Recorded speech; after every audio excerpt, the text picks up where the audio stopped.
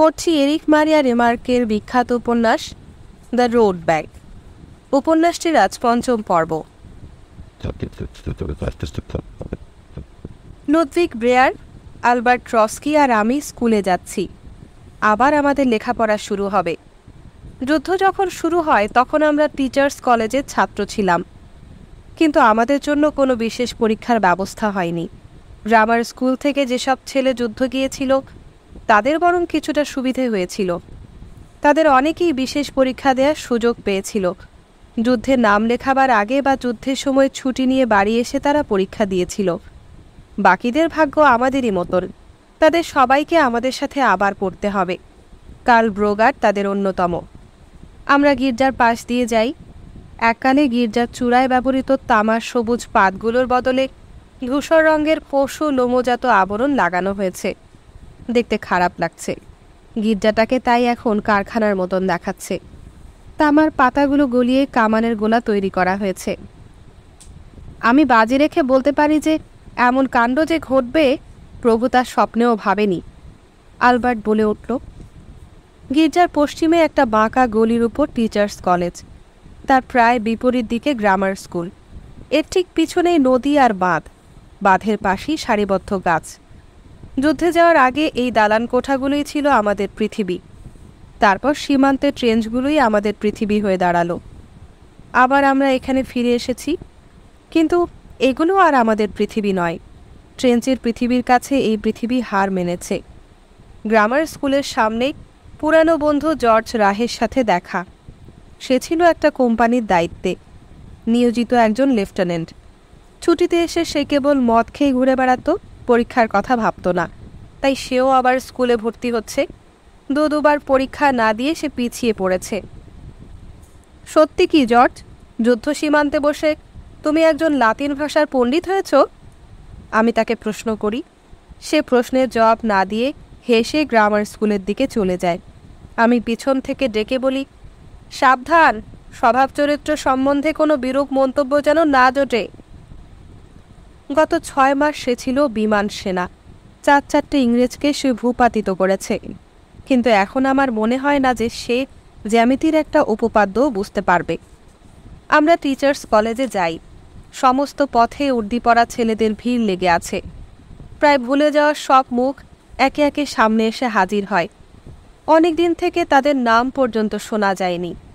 Hence Waldorf খুঁড়িয়ে খুঁড়িয়ে আসে। 1917 সালের নভেম্বর মাসে হাঁটু ভাঙ্গা অবস্থায় তাকে আমরা উঠিয়ে নিয়ে এসেছিলাম। কোমর পর্যন্ত তার পাটা কেটে ফেলা হয়েছে। এখন সে একটা ভারী কাঠের পা লাগিয়েছে, দপদপ করে চলে। কার্ট লুইপন্ট এসে হাসি মুখে নিজের পরিচয় দিতে গিয়ে বলে, ভদ্র মহোদয়গণ, আমি লোহার হাতওয়ালা গডফ্রে। তার ডান হাতটা কৃত্রিম। তারপর একজন সদর দরজায় এসে গনগনে মোটা গলায় বলে, তোমরা হয়তো আমাকে চিনতেই পারছো না, তাই না? আমি তার মুখের দিকে ভালো করে তাকাই, যদি এটাকে এখনো মুখ বলা যায়। কপালের কোনাকুনি একটা প্রশস্ত লাল দাগ বাঁ চোখ পর্যন্ত নেমে গেছে, যেখানে মাংসটা বেড়ে এমনি হয়ে গেছে যে তাতে তার ছোট চোখটা ঢাকা পড়ে গেছে। তবে চোখটা স্বস্থানে বিদ্যমান আছে, এই যা। ডান চোখটা নিথর কাচের চোখ। নাকটা পরিষ্কার উধাও হয়ে গেছে। নাকের জায়গাটা জুড়ে একটা কালো দাগ। এই দাগটা নিম্নাভিমুখী হয়ে মুখটাকে 2 ভাগে ভাগ করে দিয়েছে। মুখটা স্ফীত, তাই কথা দুর্বোধ্য, অস্পষ্ট। দন্তপাটি কৃত্রিম, কৃত্রিম দাঁতের বন্ধনীটা দেখা যায়। আমি তাকে নিঃসন্দেহে চিনতে না পেরে তার পানে চেয়ে থাকি। সে তার গনগনে মোটা গলায় বলে, আমার নাম পল রেডেমাচের। আমি এবার তাকে চিনতে পারি। হ্যাঁ, তাই তো, এই তো তার সেই ডোরাকাটা ধূসর রঙের স্যুট। আচ্ছা পল, তুমি এখন কি করছো? দেখতে পাচ্ছ না? সে ঠোঁট দুটো সোজা করার চেষ্টা করে বলে, বোমার টুকরো লেগে এই অবস্থা। এটাও তার সঙ্গে গেছে। সে একটা হাত দেখায়, 3টে আঙুল নেই। একটা চোখ তার বিষণ্ণভাবে মিটমিট করছে, আর একটা নিথর চোখ সামনে তাকিয়ে আছে। আবার যদি স্কুলের শিক্ষকতার চাকরিটা পেতাম। আমার উচ্চারণ অত্যন্ত খারাপ, তাই না? তুমি কি আমার কথা বুঝতে পারো? নিশ্চয়ই, আমি জবাব দিই। আর ক্রমে ক্রমে আমার উচ্চারণ আরও ভালো হবে। তাছাড়া পরে অস্ত্রোপচারও করা যাবে। সে নীরবে কাঁধ ঝাঁকুনি দেয়। সে খুব আশান্বিত বলে মনে হয় না। অস্ত্রোপচার সম্ভব হলে ইতিমধ্যেই যে তা করা হতো তাতে সন্দেহ নেই। সর্বশেষ খবরটা দেওয়ার জন্য উইলি আমার কাছে এগিয়ে আসে। বকম্যান তার ফুসফুসে জখমে শেষ পর্যন্ত মারা গেছে। তার ক্ষয়রোগও হয়েছিল। হেনজো আত্মহত্যা করেছে। সে যখন বুঝল যে মেরুদণ্ডের জখমের জন্য সারা জীবন তাকে পঙ্গু চেয়ারে কাটাতে হবে, তখনই যে সে গুলি করে আত্মহত্যা করে তাতে সন্দেহ নেই। সে ছিল আমাদের মধ্যে সর্বশ্রেষ্ঠ ফুটবল খেলোয়াড়। মেয়ার গত সেপ্টেম্বর মাসে নিহত হয়েছে, আর লিচটেনফেল্ড জুন মাসে। লিচটেনফেল্ড মাত্র 2 দিন যুদ্ধফ্রন্টে ছিল। আমরা সহসা থমকে দাঁড়াই। আমাদের সামনে এক ক্ষুদ্রকায় ব্যক্তি দাঁড়িয়ে আছে। না, ওয়েস্টারহোল্ড, উইলি অবিশ্বাসের সুরে বলে। ঠিকই বলেছ, সেই ব্যক্তি, সে জবাব দেয়। উইলি ভ্যাবাচাকা খায়। কিন্তু তুমি তো মরে গেছ। না, এখনো মরিনি, সে অমায়িক কণ্ঠে জবাব দেয়। কিন্তু খবরের কাগজে যে দেখলাম। আজকাল আর কোনো কিছুতেই বিশ্বাস নেই। মাথা নেড়ে উইলি বলে, আমি তো ভেবেছিলাম অনেক আগেই কীট পোকায় খেয়ে তোমাকে সাবার করে দিয়েছে। তোমাকে খেয়ে তবে আমাকে খাবে উইলি, সে শান্ত কণ্ঠে জবাব দেয়। লাল চুলওয়ালা লোকেরা দীর্ঘজীবী হয় না। আমরা কলেজে প্রবেশ করি, চতুষ্কোণ কলেজ প্রাঙ্গণ, যেখানে আমরা রোজ 10টার সময় মাখন রুটি খেতাম। শ্রেণীকক্ষ, বারান্দা সব ঠিক আগের মতনই আছে। তবু কেন যেন আমাদের মনে হয় যে এটা অন্য জগৎ। কেবল কক্ষটার গন্ধটাই পরিচিত মনে হয়, কতকটা ব্যারাকের গন্ধের মতন। বড় অর্গেনটা হলঘরে চকচক করছে। ডান দিকে শিক্ষকেরা একত্র দাঁড়িয়ে আছে। প্রিন্সিপালের ডেস্কের ওপর টবে বসানো 2টো পাতাবাহারের গাছ। পাতাগুলো খসখসে আর শুকনো। তার সামনে ফিতে বাঁধা 2টো মালা। প্রিন্সিপালের পরিধানে ফ্রক কোট। তাই মনে হয় আজ আমাদের সংবর্ধনা উৎসব। আমরা সবাই এক জায়গায় জড়ো হয়ে আছি। কেউ সামনের সারিতে বসতে চায় না। একমাত্র উইলি নিঃসংকোচে সেখানে জায়গা নেয়। আধা অন্ধকার ঘরে তার মাথাটা বারবনিতার বাড়ির সামনের লাল বাতির মতন চকচক করছে। আমি শিক্ষকদের পানে চাই। এককালে তারা আমাদের চোখে অন্যদের চেয়ে শ্রেষ্ঠতর মানুষ বলে বিবেচিত হতো। তারা আমাদের তত্ত্বাবধায়ক ছিল বলেই নয়, তাদের নিয়ে আমরা যতই ঠাট্টা বিদ্রুপ করতাম, তারা ছিল আমাদের বিশ্বাসভাজন। আর আজ তারা আমাদের কি শেখাতে পারে? এখন জীবনকে আমরা তাদের চেয়ে অনেক ভালো করে জেনেছি। আমরা ভিন্ন জ্ঞান অর্জন করেছি, যে জ্ঞান রক্তাক্ত, নির্মম, অপ্রতিরোধ্য। সেই জ্ঞান এখন আমরা তাদের শিখিয়ে দিতে পারি। কিন্তু কে এই জ্ঞান নিয়ে মাথা ঘামাবে? এখনই যদি এই ঘরে সহসা একটা অতর্কিত হামলা হয়, তবে তারা সবাই ভীত সন্ত্রস্ত হয়ে একদল কুকুরের মতন ছোটাছুটি করবে। কি করতে হবে সে ধারণা তাদের নেই। অথচ আমাদের মধ্যে কেউ দিশেহারা হব না। আমাদের প্রথম কাজ হবে তারা যাতে আমাদের কাজে ব্যাঘাত সৃষ্টি করতে না পারে, সেজন্য চুপে চুপে তাদের ধরে বন্ধ করে তালা আটকে দেয়া, তারপর আত্মরক্ষার কাজে লেগে যাওয়া। প্রিন্সিপাল বক্তৃতা দেবার জন্য গলাটা পরিষ্কার করে নেন। তার কণ্ঠ নিঃসৃত কথাগুলো মোলায়েম। তিনি যে একজন চমৎকার বক্তা তা স্বীকার করতেই হবে। তিনি তার বক্তৃতায় সেনাবাহিনীর বীরত্বপূর্ণ সংগ্রামের কথা, যুদ্ধের কথা, বিজয়ের কথা, সাহসিকতার কথা সুন্দর সুললিত ভাষায় প্রকাশ করেন। কিন্তু এই সুন্দর কথাগুলোর মাঝখানেও আমার মনে হয় কোথায় যেন জোড়াতালি রয়েছে, কারণ যুদ্ধকর্মটা এমন মধুর ও মোলায়েম নয়। আমি লুদভিগের পানে তাকাই, সেও আমার পানে তাকায়। আলবার্ট ওয়ালডর্ফ, ওয়েস্টারহোল্ড, এদের কারোরই এইসব কথা মনোপুত নয়। প্রিন্সিপাল তার বক্তৃতা দিয়ে যাচ্ছেন। তিনি যুদ্ধক্ষেত্রে আমাদের বীরত্বের প্রশংসাই করছেন না, যুদ্ধক্ষেত্রের বাইরে শান্ত পরিবেশে যে বীরত্ব প্রদর্শিত হয়েছে তারও প্রশংসা করছেন। আমরাও নিজ নিজ জায়গায় থেকে আমাদের কর্তব্য পালন করেছি। আমরা সেনাবাহিনীদের স্বার্থে অনশনে দিন কাটিয়েছি।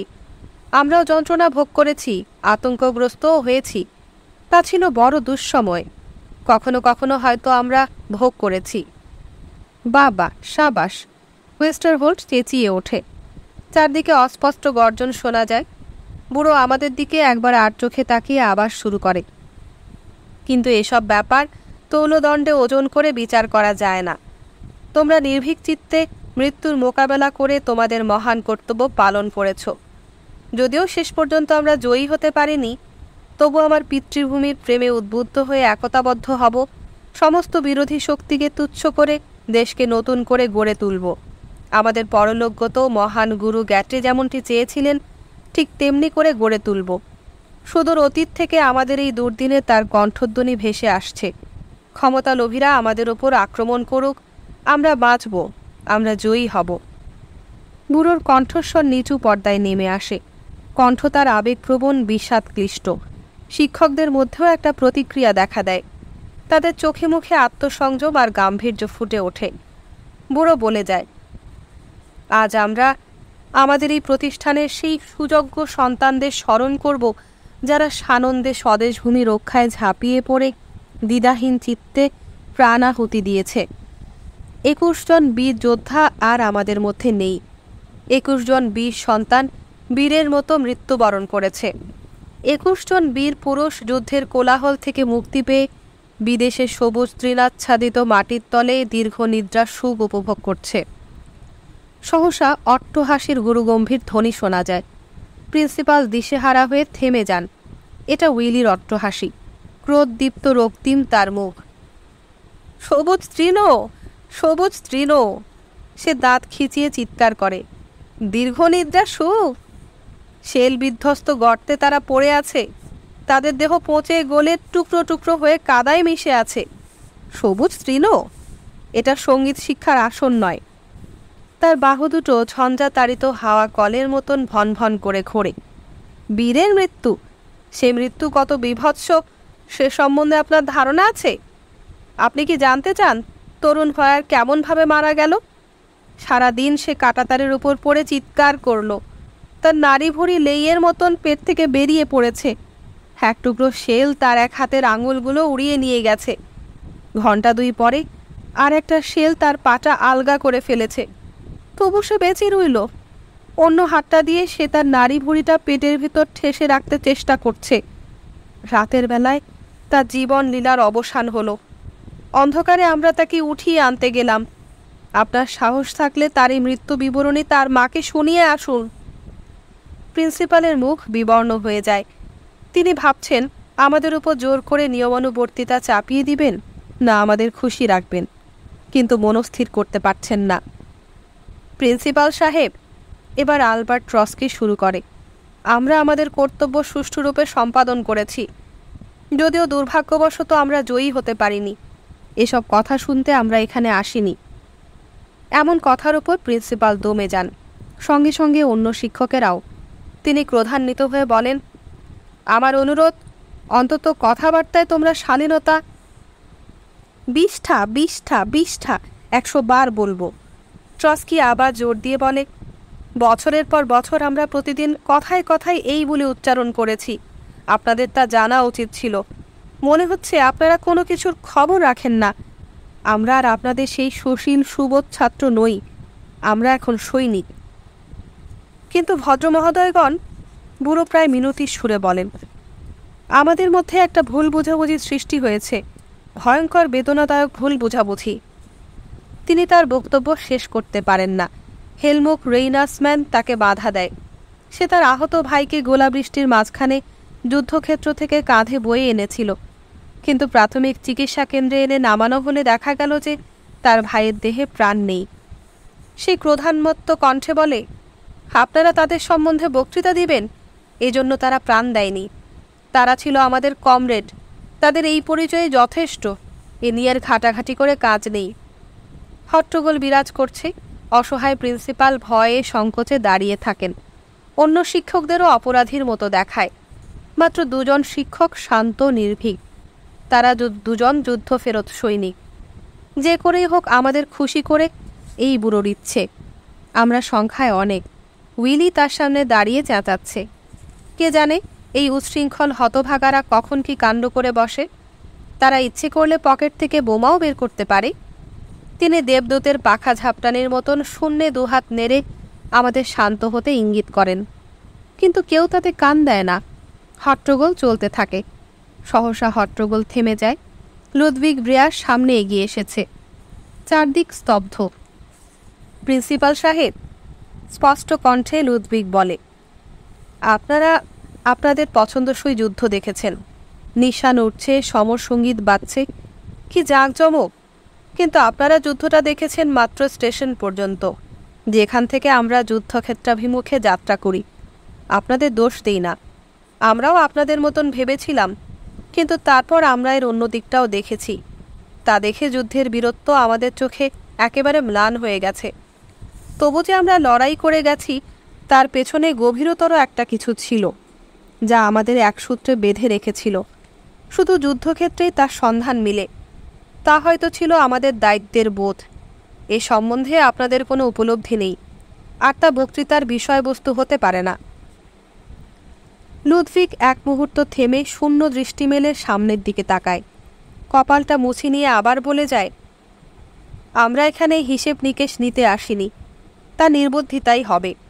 তখন কেউ জানত না ভবিষ্যতে কী ঘটবে। এ ব্যাপারে আমরা কি ভাবব, আপনাদের কাছ থেকে সেই বিধান আমরা চাই না। আমরা মহা উৎসাহ উদ্দীপনা নিয়ে যুদ্ধে গিয়েছিলাম। তখন আমাদের কণ্ঠে ছিল পিতৃভূমির জয়গাথা। তার প্রতি অকৃত্রিম প্রেম আমাদের মুখে অক্ষয় হয়ে আছে। আমাদের অনুরোধ, এবার আপনারাও নীরবতা অবলম্বন করুন। অনেক চমৎকার শ্রুতি মধুর কথা বলা হয়েছে। কথাগুলো অর্থহীন, অসঙ্গতিপূর্ণ। আমাদের মৃত কমরেডদের জন্য এই কথাগুলো যথাযোগ্য নয়। আমরা তাদের মৃত্যু প্রত্যক্ষ করেছি। সেই করুণ স্মৃতি এখনও আমাদের হৃদয়ে এত অমলিন হয়ে রয়েছে যে তাদের স্মৃতিচারণ আমাদের আনন্দ দেয় না। তারা যে আদর্শের জন্য প্রাণ দিয়েছে, তা আমাদের স্মৃতিচারণের চেয়ে মহত্তর। এবার সর্বত্র স্তব্ধতা বিরাজ করে। বৃদ্ধ প্রিন্সিপাল হাত জোর করে শান্ত কণ্ঠে বলেন, কিন্তু ব্রেয়ার, আমি তো বলতে চাইনি। লুদভিগ তার বক্তৃতা শেষ করেছে। একটু পরে প্রিন্সিপাল বলেন, তাহলে এখন বলো, তোমরা কি চাও? আমরা পরস্পরের পানে তাকাই। আমরা কি চাই? এক কথায় তা বলাটা যদি এত সহজ হতো। এই সম্বন্ধে আমাদের একটা অস্পষ্ট ধারণা আছে বটে, কিন্তু কথায় তা প্রকাশ করা। আমাদের দাবিগুলো এখনও আমার ভাষায় প্রকাশ করতে পারি না, তবে পরে হয়তো তা পারব। এক মুহূর্ত নীরবতার পর ওয়েস্টহোল সবাইকে ধাক্কিয়ে এগিয়ে এসে প্রিন্সিপালের সামনে স্থির হয়ে দাঁড়ায়। কাজের কথা কিছু বলুন, তা শুনতেই আমরা এখন এখানে এসেছি। আমরা এখানে ৭০ জন সৈনিক উপস্থিত। আমাদেরকে আবার স্কুলে ফিরে যেতে হবে। আমাদের জন্য কি ব্যবস্থা করবেন বলে স্থির করেছেন? আমি এই কথাও এখনই বলে দিতে চাই যে পুঁথির বিদ্যা আমাদের নেই বললেই চলে। আর আমাদের ইচ্ছা যে আমরা প্রয়োজনাতিরিক্ত একটা দিনও এখানে থাকতে রাজি নই। প্রিন্সিপাল তার অসন্তোষ চেপে রাখেন। তিনি বুঝিয়ে বলেন যে এ সম্বন্ধে তিনি কর্তৃপক্ষের কোনো নির্দেশ পাননি। আপাতত আমরা যে শ্রেণীতে থেকে স্কুল ত্যাগ করেছিলাম, সেই শ্রেণীতেই আমাদের ফিরে যেতে হবে। অবশ্য পরে দেখা যাবে এ ব্যাপারে কী ব্যবস্থা করা যায়। এই কথায় আমাদের মধ্যে গুঞ্জন ও হাস্যধ্বনি ওঠে। উইলি রেগে বলে, আপনি কিন্তু এই ধারণা নিয়ে এখান থেকে পালাবেন না যে আমরা সেই বাচ্চাদের সঙ্গে এক শ্রেণীতে বসব যারা কোনোদিন যুদ্ধ দেখেনি, আর কিছু শিখতে পারলেই সুশীল সুবোধ বালকের মতন চুপ করে থাকব। আমরা সবাই একসঙ্গে থাকছি। আমরা ভাবতে আরম্ভ করছি যত সব মজার ব্যাপার। বছরের পর বছর তারা আমাদের গুলি করতে, ছোড়া মারতে আর হনন করতে দিয়েছে। আর এখন কিনা এ ব্যাপারটাই গুরুত্বপূর্ণ বলে বিবেচিত হচ্ছে যে আমরা কোন শ্রেণীতে পড়ার সময় এসব কাজ করার জন্য স্কুল ত্যাগ করেছিলাম। এক ক্ষেত্রে তারা দুটো অজানা সংখ্যার সঙ্গে সমীকরণ করছে, আর অন্য ক্ষেত্রে একটি সংখ্যার সঙ্গে সমীকরণ করছে, অর্থাৎ একটি সংজ্ঞার দুরকম ব্যাখ্যা করছে। এই পার্থক্যটা এখানে গুরুত্বপূর্ণ। প্রিন্সিপাল কথা দেন যে আমাদের জন্য একটা বিশেষ পাঠ্যসূচি নির্ধারণের জন্য তিনি কর্তৃপক্ষকে অনুরোধ করবেন। আমরা আপনার এই কথার উপর ভরসা করে অপেক্ষা করতে পারি না। ট্রস্কি কাঠখোট্টা জবাব দেয়, আমরা নিজেরাই বরং এর বিহিত ব্যবস্থা করব। প্রিন্সিপাল কোনো জবাব না দিয়ে নীরবে দরজার দিকে পা বাড়ান। অন্য শিক্ষকরা তাকে অনুসরণ করেন। তাদের পেছনে পেছনে আমরাও বেরিয়ে পড়ি। কিন্তু উইলির কাছে এখন শান্ত পরিবেশ ভালো লাগে না। সে টেবিলের উপর থেকে টপ দুটো উঠিয়ে মেঝেতে আছাড় মেরে চুরমার করে দেয়। নিরামিষ খেতে আমার কোনোদিন ভালো লাগে না, বিদ্বেষ সহকারে সে বলে ওঠে। মালাটা ওয়েস্টারভোল্টের মাথায় জড়িয়ে দিয়ে সে বলে, এটা দিয়ে স্যুপ বানিয়ে। সিগারেট আর পাইপের ধোঁয়ায় ঘর আচ্ছন্ন হয়ে যায়। গ্রামার স্কুলে যুদ্ধফেরত ছাত্রদের নিয়ে আমরা সভা জমিয়ে বসি। সব মিলে শতাধিক সৈনিক, 18 জন লেফটেন্যান্ট, 30 জন ওয়ারেন্ট অফিসার আর নন কম। ওয়েস্টারহোল্ড স্কুলের নিয়মাবলীর একটা পুরনো বই নিয়ে এসেছে। সে সাহস করে তা পড়ে শোনায়। পড়া এগোয় না, কারণ প্রত্যেকটা অনুচ্ছেদের পরই হাসি হুল্লোড় চলে। আমাদের বিশ্বাসই হয় না যে এককালে এই নিয়মাবলী আমাদেরও প্রযোজ্য ছিল। ওয়েস্টারহোল্ড বিশেষ আমোদ পায়। যুদ্ধের আগে শিক্ষকের অনুমতি ব্যতীত রাত 9টার পর আমাদের বাইরে যাওয়া নিষেধ ছিল। উইলি তাকে শুনিয়ে দেয়, তুমি আর বেশি রংবাজি করতে যেও না আলউইন। তুমি তোমার শিক্ষকের সবচেয়ে বেশি ঠকিয়েছ। কোথায় মরে পড়েছিল, আর এখন কিনা প্রিন্সিপালের অন্ত্যেষ্টি ভাষণ শুনতে এসেছ।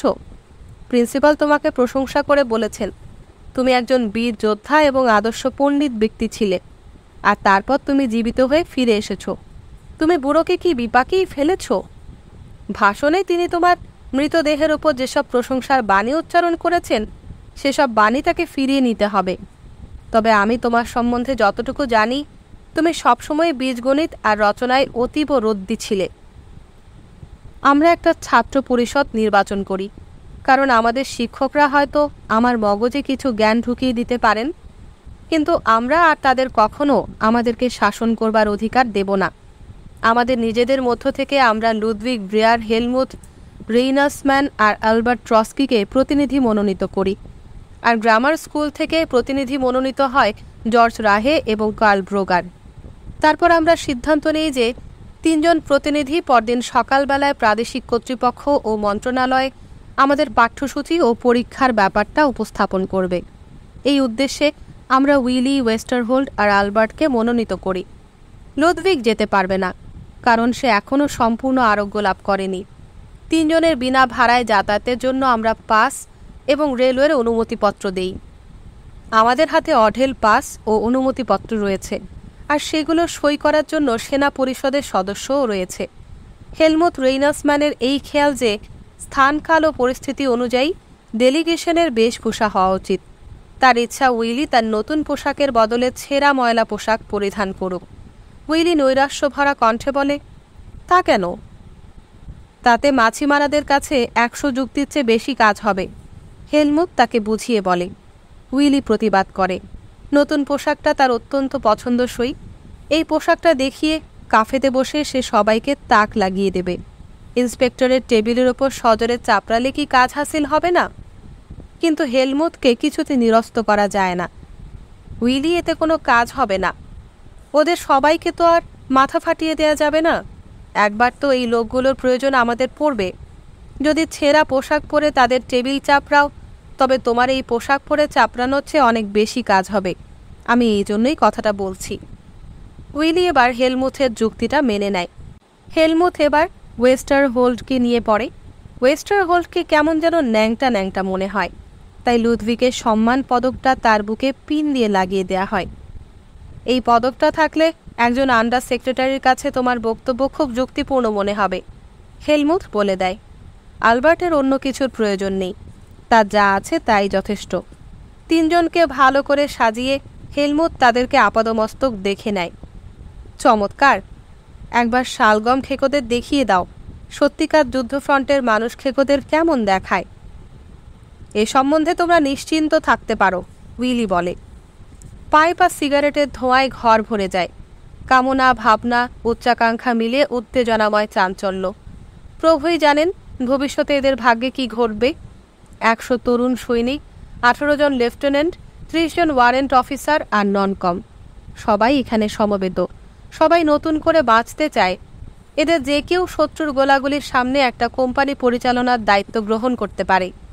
এদের মধ্যে এমনি একজনও নেই যে দ্বিধাহীন চিত্তে নির্ভুলভাবে তার কর্তব্য সম্পাদন করবে না। এরা প্রত্যেকে অশেষ দুঃখ যন্ত্রণার মধ্যে গড়ে উঠেছে। প্রত্যেকেই একজন নিখুঁত সৈনিক, এর বেশিও নয় কমও নয়। কিন্তু শান্তিকালে আমরা কি যোগ্য ব্যক্তি? আমরা কি যুদ্ধকর্ম ছাড়া অন্য কর্মের উপযুক্ত?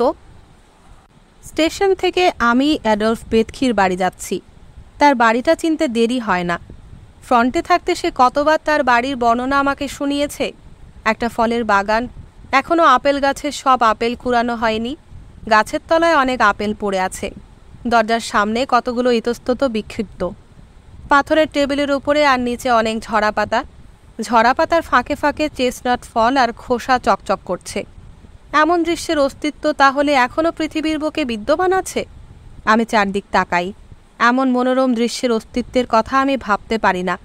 এমন রহস্যময় সবুজ অরণ্যভূমি, হ্যাঁ অরণ্যভূমিই বটে, কেবল গোলাবিধ্বস্ত বৃক্ষের কাণ্ড নয়। মাঠের উঠ দিয়ে প্রবাহিত মৃদু বাতাস, বারুদের ধোঁয়া আর গ্যাসের তীব্র ঝাঁঝালো গন্ধমুক্ত নির্মল বাতাস, আর বর্ষার ভিজে মাঠে সোদা সোদা সুরভি। ঘোড়ার দল লাঙ্গল টানছে আর চাষিরা ঘোড়ার পেছনে পেছনে চলছে। চাষিরা তাহলে যুদ্ধ সীমান্ত থেকে স্বগৃহে ফিরেছে। তাদের গায়ে সামরিক পোশাক। একখণ্ড মেঘের আড়ালে সূর্য ঢাকা পড়েছে, কিন্তু তার রজত শুভ্র কিরণ রেখা মেঘের পেছন থেকে চারিদিকে বিচ্ছুরিত হচ্ছে। ছেলেরা রং বেরঙের ঘুড়ি উড়াচ্ছে। তারা আরামে স্নিগ্ধ হাওয়ায় শ্বাস প্রশ্বাস নিচ্ছে।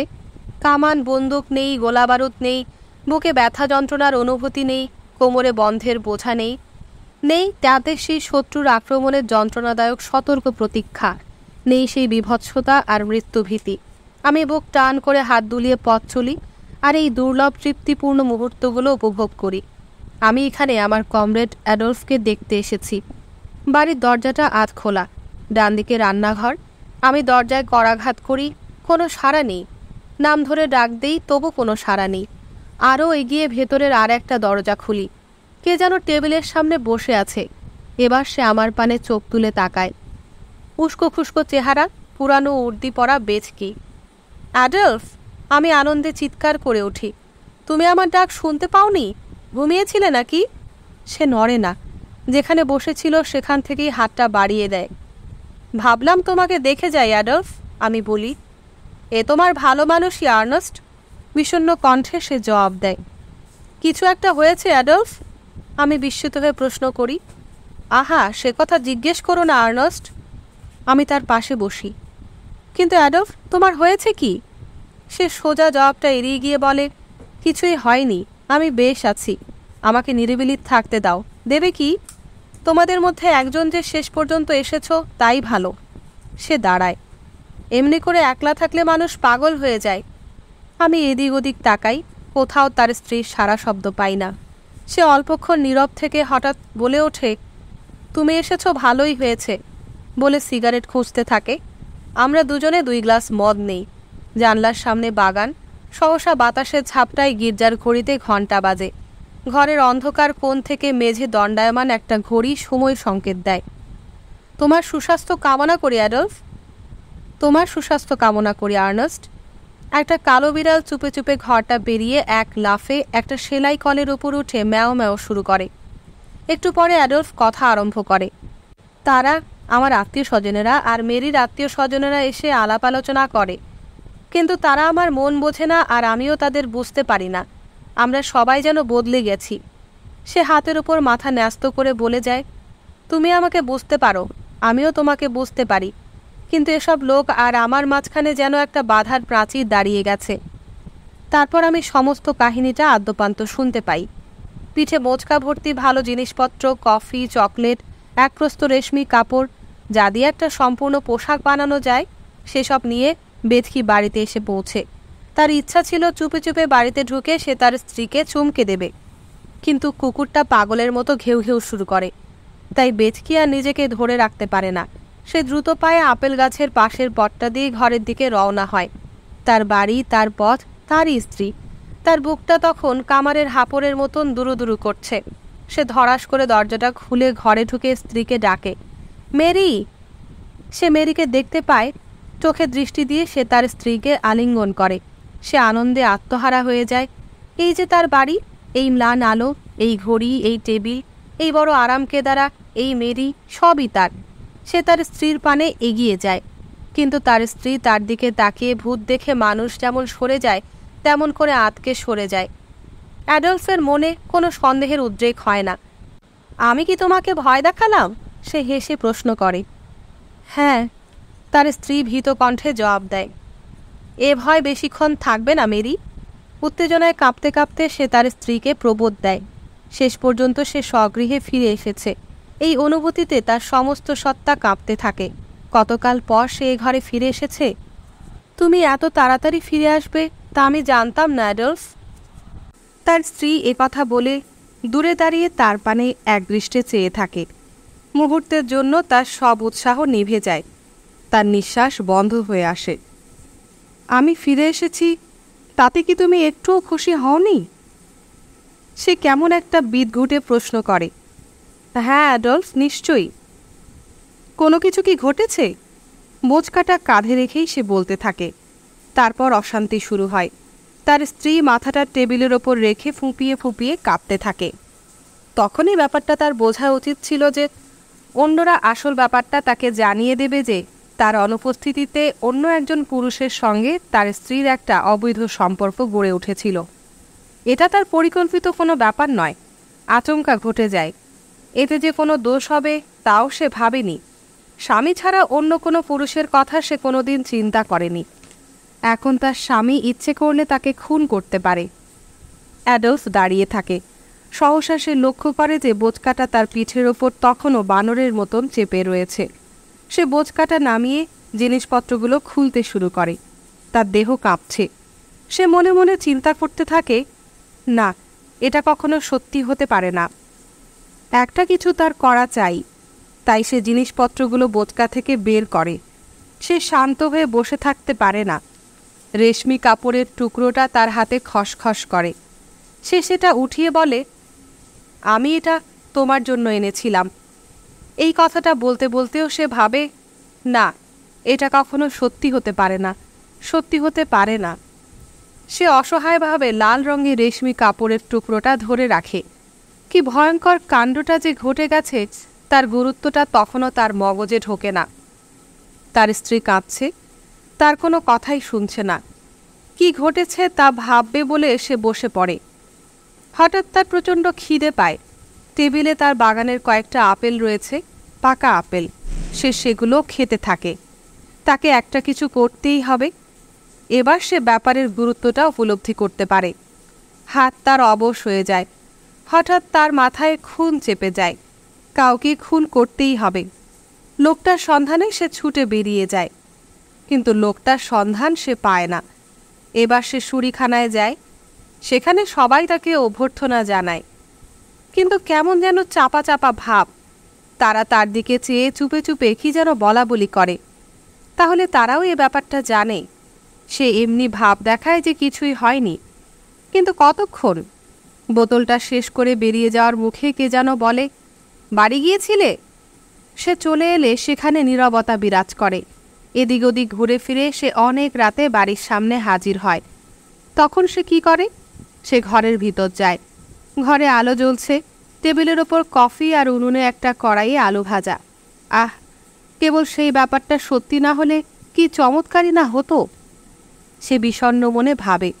এমনকি টেবিলের ওপর একটা পরিষ্কার পরিচ্ছন্ন সাদা কাপড়ও বিছানো আছে, কিন্তু তাতে যে পরিবেশটা আরও কঠিন দুঃখময় হয়ে উঠেছে। তার স্ত্রীও সেখানে উপস্থিত, কিন্তু এখন আর সে কাঁদছে না। বসার সাথে সাথেই তার স্ত্রী কফি ঢেলে দেয়, আলু ভাজা টেবিলের ওপর রেখে দেয়, কিন্তু নিজের বসার জন্য তার স্ত্রী কোনো জায়গা করেনি। সে স্ত্রীর পানে তাকায়। তার স্ত্রীকে অত্যন্ত শীর্ণ মলিন দেখায়। আবার সব কথা নতুন করে তার মনে জেগে ওঠে। অর্থহীন বেদনায় তার মন দলিত মথিত হয়। সে আর কোনো কথা জানতে চায় না। সে ঘরের মধ্যে নিজেকে আবদ্ধ করে রাখতে চায়। তার বিছানায় শুয়ে থাকতে চায়। সে জড় পদার্থ হতে চায়। কফি থেকে ধোঁয়া উঠছে। সে কফি আর কড়াইটা সরিয়ে দেয়। তার স্ত্রী দূরে সরে যায়। সে জানে এবার কি ঘটবে, কিন্তু সে উঠে না, উঠতে পারে না। সে মাথাটা নেড়ে শুধু বলে, মেরি, তুমি যাও। তার স্ত্রী কোনো প্রতিবাদ করে না। সে তার শালটা কাঁধে জড়িয়ে নিয়ে কড়াইটা স্বামীর দিকে সামান্য এগিয়ে দিয়ে ভীরু কণ্ঠে, কিছু অন্তত খেয়ে নাও অ্যাডলফ, এই বলে বেরিয়ে যায়।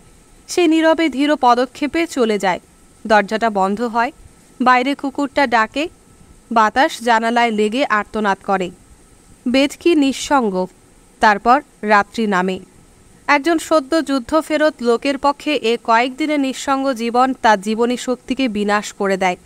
অ্যাডলফ লোকটাকে ধরতে চেষ্টা করে, কিন্তু লোকটা তাকে সময় মতন দেখতে পেয়ে পালিয়ে যায়। অ্যাডলফ ওত পেতে থাকে।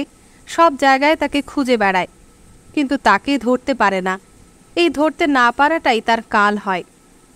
তার স্ত্রীর আত্মীয় স্বজনেরা এসে তার সঙ্গে আলাপ করে, তাকে বোঝাতে চেষ্টা করে, তাকে বুঝিয়ে বলে যে পরিস্থিতিটা তার ভেবে দেখা উচিত।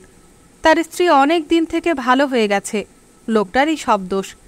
তাছাড়া দীর্ঘ 4 বছর নিঃসঙ্গ জীবনযাপন করা অত্যন্ত কঠিন কাজ। আর যুদ্ধের সময় তো কতজনেই কত কেলেঙ্কারি কাণ্ড কারখানা করেছে। এবার কি করা যায় আর্নস্ট?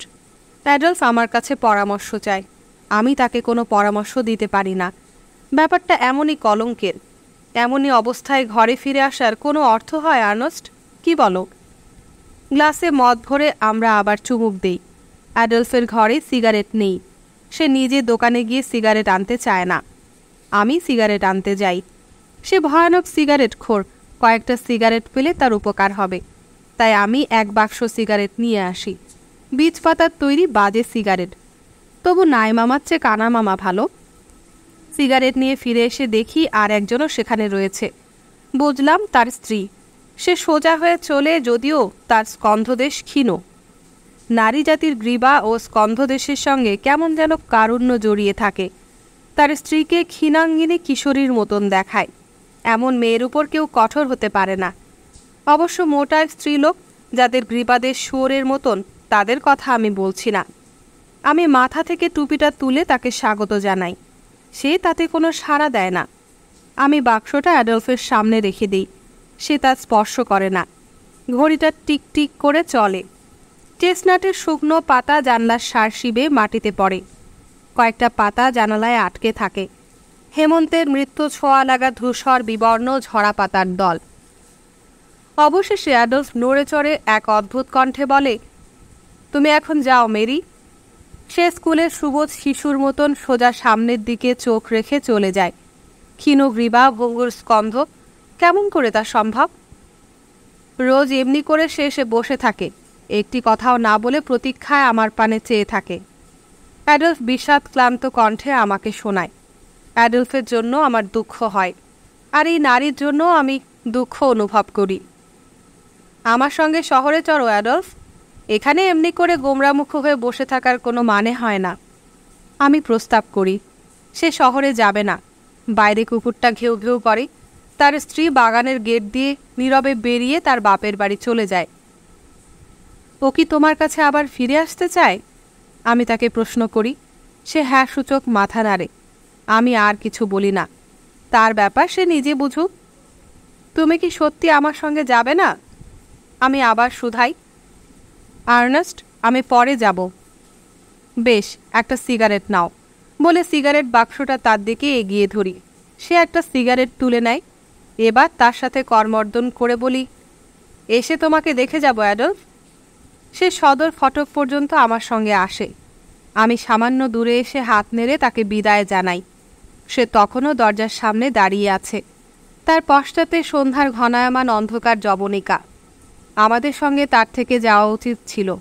এখন সে একাকী অসুখী। আমরা তাকে কোনো সাহায্য করতে পারছি না। করতে পারলে খুশি হতাম। হ্যাঁ, সীমান্তে জীবন অনেক ভালো ছিল।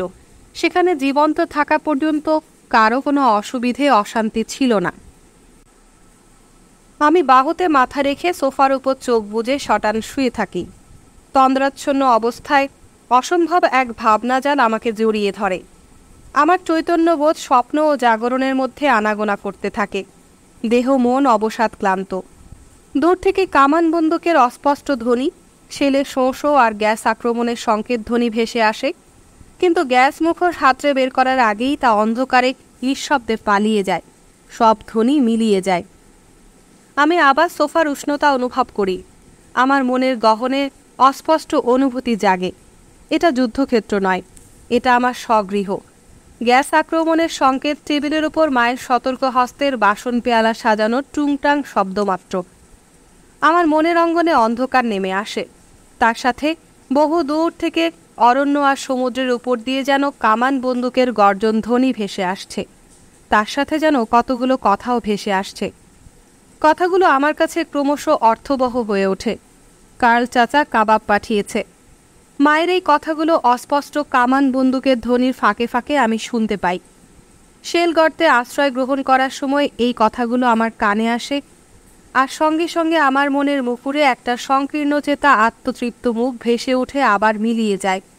লোকটাকে স্মরণ করে একটা অশ্রাব্য কদর্য গালি আমার মুখ দিয়ে বেরিয়ে যায়। আমি শেল গর্তে নামতে থাকি। ছায়ামূর্তির দল আমার দিকে এগিয়ে আসছে। বাসন পেয়ালার টুংটাং শব্দ আবার আমার কানে ভেসে আসে।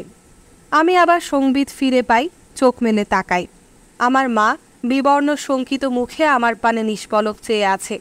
ভয়ে লাফিয়ে উঠে আমি চেঁচিয়ে বলি, কি হয়েছে মা? তুমি কি অসুস্থ বোধ করছো? তিনি মাথা নাড়েন। না না, কিন্তু তোমার মুখে এমন কথা। আমি চিন্তা করি আমি কি বলেছি। হ্যাঁ, কাল চাচা সম্বন্ধে। তাতে কি হয়েছে মা? এতটা স্পর্শকাতর হয়েও না মা। আমি স্বস্তির নিঃশ্বাস ফেলি। আসলে কাল চাচা একজন মুনাফাখোর, তা তুমিও জানো। তিনি কি এখন আর তেমনটি নন? আমি সেই জন্য মোটেই মন খারাপ করিনি, মা শান্ত কণ্ঠে জবাব দেন। কিন্তু তোমার মুখ দিয়ে এমন কথা বেরোবে। তন্দ্রাচ্ছন্ন অবস্থায় আমি কি বলেছিলাম তা এবার আমার মনে পড়েছে। মায়ের সামনে এমনটি ঘটেছে বলে আমি লজ্জা পাই। আমি ক্ষমা প্রার্থনার সুরে বলি, মা, কথাটা আমার মুখ দিয়ে বেরিয়ে গেছে। যুদ্ধ সীমান্তের অভ্যেস ভুলতে কিছু সময় লাগবে। সেখানে আমাদের ভাষা ছিল অনেকটা অমার্জিত, তা আমি জানি। তবে অমার্জিত হলেও সে ভাষায় সততা ছিল। আমি চুল আঁচড়ে জামাটা গায়ে দিই। একটা সিগারেট খুঁজতে খুঁজতে লক্ষ্য করি যে মা তখনও আমার দিকে চেয়ে আছে। তার হাত কাঁপছে। সিগারেট খোঁজা বন্ধ করে তার গলা জড়িয়ে বলি, মা, এই কথায় সত্যি এমন খারাপ কিছু নেই। সৈনিকরা এমনই হয়ে থাকে। হ্যাঁ, আমি তা জানি, তিনি প্রতিবাদ করেন। কিন্তু তুমিও কিনা শেষ পর্যন্ত? আমি হাসি। আমিও? নিশ্চয়ই আমিও। আমি চেঁচাতে গিয়ে চেপে যাই। মায়ের গলা থেকে হাত সরিয়ে দিই। সহসা একটা কথা মনে জাগে। সোফায় বসে কথাটা ভাবি। অদূরে বৃদ্ধা মা দাঁড়িয়ে আছেন। উদ্বিগ্ন চিন্তাক্লিষ্ট তার মুখ, এক হাতে আর একটা হাত ধরে আছেন। ক্লান্ত শ্রমক্লিষ্ট বলি রেখাঙ্কিত হাত দুটো, শিরা উপশিরাগুলো নীলাভ। আমারই জন্য তার এই অবস্থা। এ কথাটা আমি আগে কখনো ভাবিনি। আগে এমন অনেক কথাই ভাবিনি, তখন ছোট ছিলাম। কিন্তু এখন বুঝতে পারি, এই জীর্ণদেহ মহিলার কাছে দুনিয়ার জন্য যে কোনো সৈনিক থেকে আমি ভিন্ন। কারণ আমি তার সন্তান। সৈনিক হলেও আমি তার সন্তানই রয়ে গেছি। যুদ্ধকালে তিনি দেখেছেন একদল বন্য জানোয়ার তার সন্তানের প্রাণনাশে সচেষ্ট রয়েছে। কিন্তু এই সত্যটা তার মনে কোনোদিন উদয় হয়নি যে তার নিজের এই সন্তানও বন্য জানোয়ার হয়ে অন্য মায়ের সন্তানকে বিনাশ করতে চেয়েছে। আমার চোখ তার হাত থেকে আমার হাতের উপর পড়ে। 1917 সালের মে মাসে এই হাত দিয়েই আমি একজন ফরাসি সৈনিককে ছোড়া মারি। তার উষ্ণ রক্তের ছিটা আমার হাতে লাগতেই আমার দেহটা ঘৃণায় রিরি করে ওঠে। আমি তখন আতঙ্কে আর ক্রোধে বারবার তার দেহে ছোড়া মারতে থাকি। ফরাসি সৈনিকটা তার হাত দিয়ে জখমটা চেপে ধরলে আমি নিজকে সংযত করতে না পেরে তার হাতটার উপরই ছোড়া মারতে থাকি। অবশেষে সে কাত হয়ে মাটিতে লুটিয়ে পড়ে। পরে আমি বসি এবং সারা রাত কেঁদে কাটাই। অনেক করে পরদিন অ্যাডলফ বেতকি আমাকে শান্ত করে। তখন আমার বয়স 18। শত্রুপক্ষের বিরুদ্ধে আক্রমণে সেই আমার প্রথম অংশগ্রহণ। আমি আমার হাত দুটো ধীরে উল্টিয়ে দেখি। জুলাই মাসের প্রথম আমরা যে হামলা করি তাতে এই হাত দিয়েই আমি 3 জনকে গুলি করেছিলাম। তারা সারাদিন কাঁটাতারের বেড়ার উপর ঝুলে রইল। শেষ শেল বিস্ফোরণের সঙ্গে সঙ্গে তারা তাদের দুর্বল হাত তুলে ধরত। মনে হতো তারা বুঝি এখনও আমাদের ভয় দেখাচ্ছে বা আমাদের সাহায্য ভিক্ষা করছে। তাদের একজনের চুল ছিল বরফের মতন সাদা। তার জিভটা মুখ গহ্বর থেকে বেরিয়ে পড়েছিল। আর একবার আমি 20 গজ দূর থেকে বোমা নিক্ষেপ করে একজন ইংরেজ কাপ্তানের দুটো পা বিচ্ছিন্ন করে দিয়েছিলাম। তার কি বিভৎস চিৎকার! মাথাটা পেছনের দিকে শুইয়ে দিয়ে মুখটা হা করে বাহুর উপর ভর দিয়ে সে সিল মাছের মতন পড়েছিল। তারপর অল্পক্ষণের মধ্যেই রক্তক্ষরণে তার মৃত্যু হয়। আর এখন আমি আমার মায়ের সামনে বসে আছি। আমি কেমন করে এমন রুচি বিগর্হিত ভাষা উচ্চারণ করতে পারি তাই ভেবে মায়ের চক্ষু অশ্রুসজল হয়ে উঠেছে। বদলে গেছি, আমি তিক্ত মনে ভাবি। হ্যাঁ, আমি বদলে গেছি। মা, এখন তুমি আমার সম্বন্ধে কি জানো? আমার সম্বন্ধে তুমি একটি স্মৃতি মাত্র বহন করছো। আমার অতীত শান্ত জীবনের স্মৃতি। গেল কয় বছরে কি যে ঘটে গেছে তা তুমি জানতে পারবে না। তুমি জানতে পারবে এই কয় বছরে কি কি হয়ে গেছে তা তুমি জানতে চেয়েও না, কখনো জানতে পারবে না। তুমি ভাবতেও পারবে না গত কয়েকটি বছর কেমন গেল আর আমি বা কী হয়ে গেছি। এর শতাংশের একাংশ জানতে পারলে দুঃখ কষ্টে তোমার বুক ভেঙে যাবে। তুমি আমার মুখের একটি কথার ধাক্কায় কাঁপছ। একটা কথায় আমার সম্বন্ধে তোমার মনের ছবিটা ভেঙে চুরমার হয়ে গেছে। সব ঠিক হয়ে যাবে মা, সব ঠিক হয়ে যাবে। অসহায়ের মতন কথাগুলো বলে আমি নিজকে সান্ত্বনা দিতে চেষ্টা করি। তিনি আমার পাশে বসে আদর করে আমার হাতে মৃদু আঘাত করেন। আমি আমার হাত দুটো সরিয়ে নিই। তিনি আহত দৃষ্টিতে আমার পানে চেয়ে বলেন, সময় সময় তোমাকে আমার কাছে অদ্ভুত মনে হয়। তখন তোমাকে দেখে আমি যেন চিনতেই পারি না। মা, প্রথমত আমাকে এই জীবনে অভ্যস্ত হতে দাও। এখনও আমার মনে হয় আমি যেন এখানে বেড়াতে এসেছি। আমি মাকে বলি। ঘর প্রদোষের অন্ধকার নামে। আমার কুকুরটা বাইরে থেকে এসে আমার পায়ের কাছে শুয়ে পড়ে। আমার দিকে চেয়ে তার চোখ দুটো জল করে। সে এখনও চঞ্চল। এখন পর্যন্ত এখানে নিজকে খাপ খাইয়ে নিতে পারছে না। মা তার চেয়ারে হেলান দিয়ে বলে, আর্নেস্ট, তুমি যে আবার ফিরে এসেছো তাতেই। হ্যাঁ, ওটাই আসল কথা মা। দাঁড়িয়ে আমি কথাটা বলি। তিনি প্রদোষের অন্ধকারে তার ছোট্ট দেহটা নিয়ে বসে থাকেন।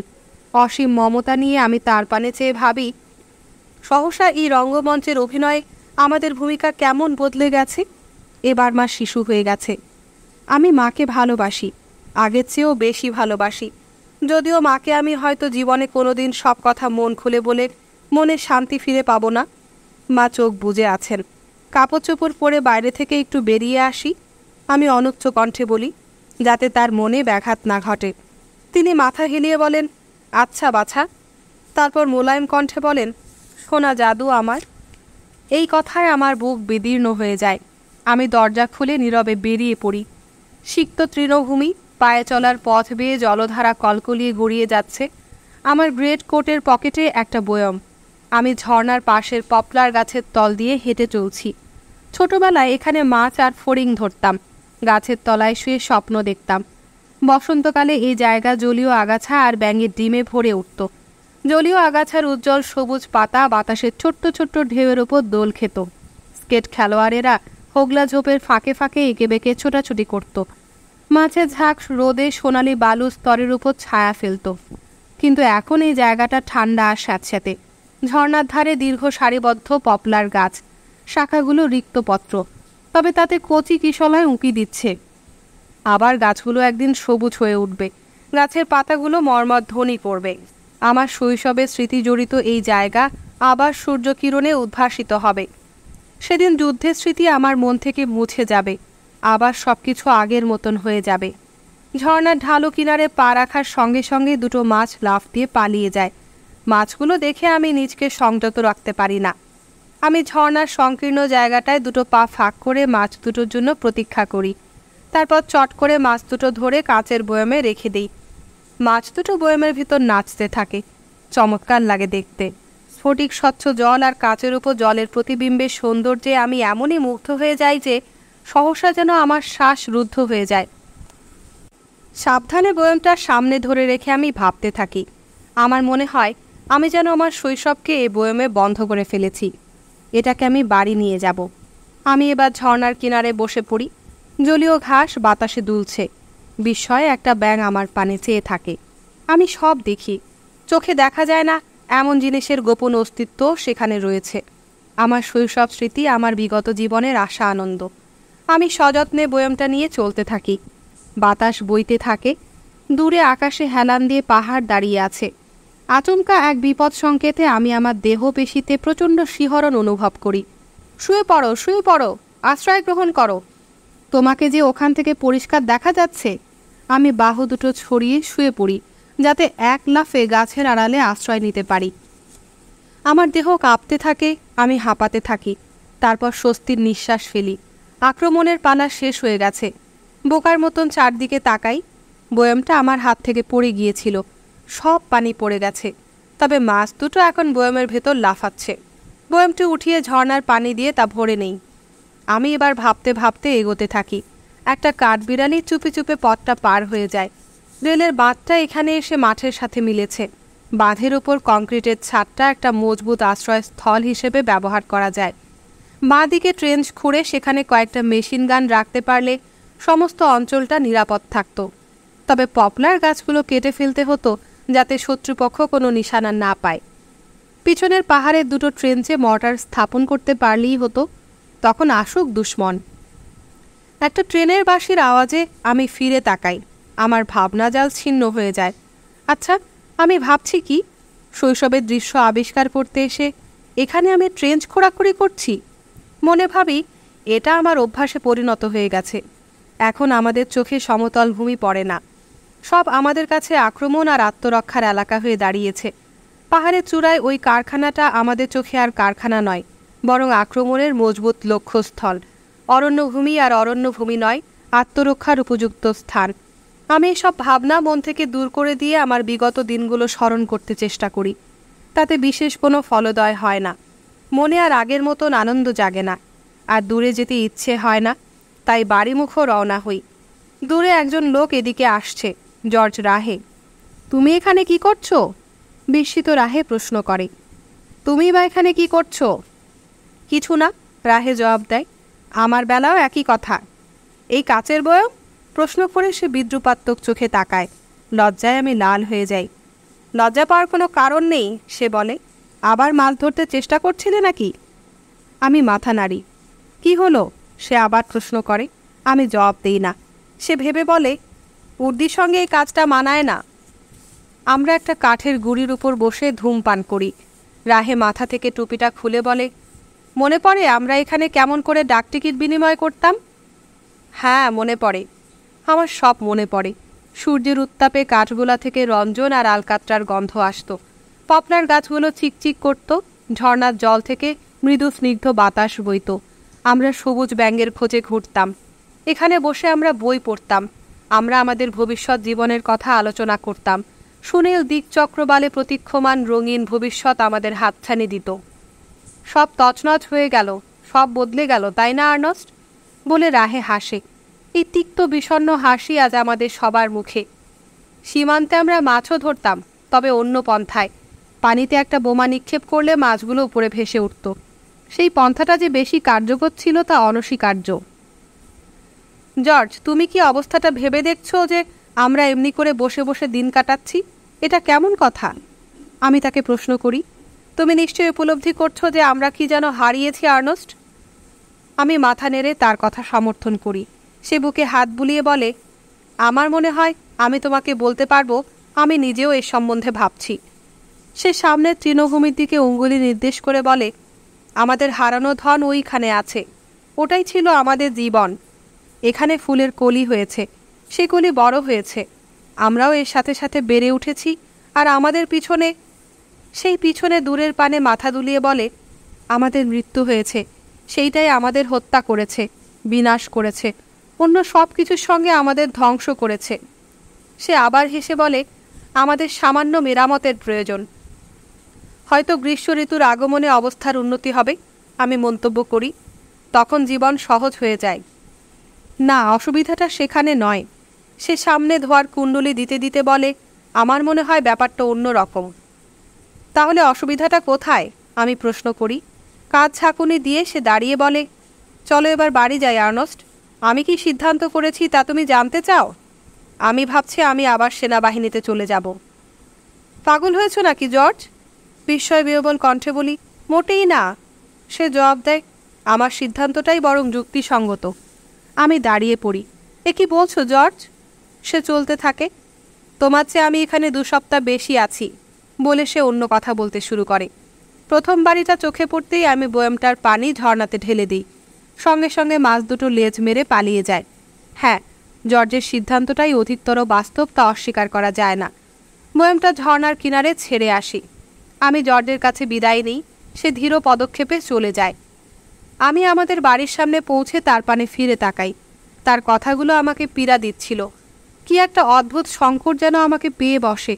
আমি ওটাকে জাপটে ধরতে গেলেও ওটা পালিয়ে যায়। আমি এগিয়ে গেলে ওটা পিছনে সরে যায়। আমি সামনে চললে ওটা আমাকে লক্ষ্য করে অনুসরণ করে। আকাশটা অরণ্যভূমির উপর ভেসে থাকে। বৃক্ষরাজি রিক্তপত্র, একটা নড়বড়ে খিড়কি বাতাসে আছড়ে খাচ্ছে। অবিন্যস্ত বাগানের উপর নভেম্বরে সিক্ত নিরাপদ প্রদোষ চেপে বসে আছে। আমি তীক্ষ্ণ দৃষ্টি মেলে বাগানটার পানে তাকাই। মনে হয় জীবনে এই বুঝি প্রথমবারের মতন বাগানটা দেখলাম। আমি এমনি অপরিচিত যে চিনতেই যেন পারছি না। এই নোংরা স্যাঁতস্যাঁতে তৃণাচ্ছাদিত ভূমিটাই কি সত্যি আমার শৈশবের ক্রীড়াভূমি ছিল? এটাই আমার স্মৃতিতে উজ্জ্বল হয়ে আছে। অদূরে অবস্থিত কারখানাসহ এই জায়গাটাকেই কি আমার স্বদেশ মনে করতাম? এটাকেই কি আমরা জীবনের ধ্বংসলীলা থেকে একমাত্র আত্মরক্ষার আশ্রয় বলে মনে করতাম? এই ধুলোধূসর পথ প্রান্তর আর লোকালয় এবং সুদূরের কোনো সুন্দর মনোরম দৃশ্য কি মৃত্যুলীলার ফাঁকে ফাঁকে শেল বিধ্বস্ত সীমান্তে আমাদের স্বপ্ন কল্পনায় ভেসে উঠত না? আমার স্মৃতিতে এই স্থানটা কি আরও উজ্জ্বল, আরও মনোরম, আরও প্রসারিত হয়ে দেখা দিত না? তাহলে আমার স্মৃতির জগৎ কি মিথ্যে হয়ে গেছে? আমার রক্ত কি মিথ্যে কথা বলছে, আমাকে ফাঁকি দিচ্ছে? আমার দেহে কম্পন জাগে। এই স্থানটার কোনো পরিবর্তন হয়নি, তবু স্থানটা অন্যরকম হয়ে গেছে। নিউ বয়ার কারখানার ঘড়িটা এখনও আগের মতন চলছে, তেমনি ঘণ্টা বাজছে। ছোটবেলায় ঘড়িটার কাঁটা ঘোড়া দেখার সময় যেমন বাজত। রাহে যে দোকান থেকে আমাদের জন্য প্রথম সিগারেট কিনে এনেছিল, সেই দোকানের কালো ছেলেটা তেমনি দোকানে বসে আছে।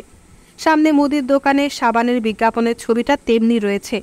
অটোভগট আর আমি একবার রোদের সময় অতসী কাঁচের প্রতিফলনের সাহায্যে এই ছবিটার চোখ দুটো পুড়িয়ে দিয়েছিলাম। সে দাগ এখনও আছে, কিন্তু সেই অতীত আর আমাদের মধ্যে যুদ্ধের ব্যবধান বিরাজ করছে। অটোভগট অনেক দিন আগে যুদ্ধে নিহত হয়েছে। সেনানিবাসে আর যুদ্ধ সীমান্তে বসে এই স্থানটা সম্বন্ধে আমার মনে যে অনুভূতি জাগত, আজ এখানে দাঁড়িয়ে থেকেও কেন আমার মনে সেই অনুভূতি জাগে না তা আমি বুঝতে পারি না। এই স্থানটার ঐশ্বর্য, জাঁকজমক, উজ্জ্বল মনোহারিত্ব আর অবর্ণনীয় বৈশিষ্ট্য কোথায় গেল?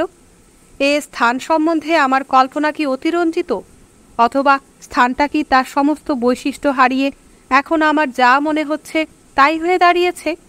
যেখানে উল্লাসে আনন্দে পতাকা পতপত করে উঠত, সেখানে আজ পতাকাধারী খুঁটিগুলো দাঁড়িয়ে আছে। এই স্থান থেকে সব দীপ্তি আর সমারোহ বিচ্ছিন্ন হয়ে কি তা উপেক্ষিত মেঘরূপে শূন্যে ঠাঁই নিয়েছে? আমাদের সীমান্তের অবস্থানকাল কি অতীতের সাথে আমাদের সেতুবন্ধন জ্বালিয়ে পুড়িয়ে দিয়েছে? জিজ্ঞাসা আর জিজ্ঞাসা, এই জিজ্ঞাসার কোনো উত্তর নেই।